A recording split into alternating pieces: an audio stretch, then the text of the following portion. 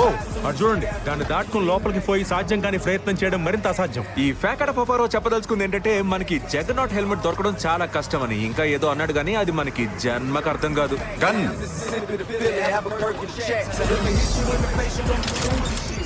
ఈ సొగసరి ఎక్కడ దొరికింది? ఇది పనిషర్ది AT4.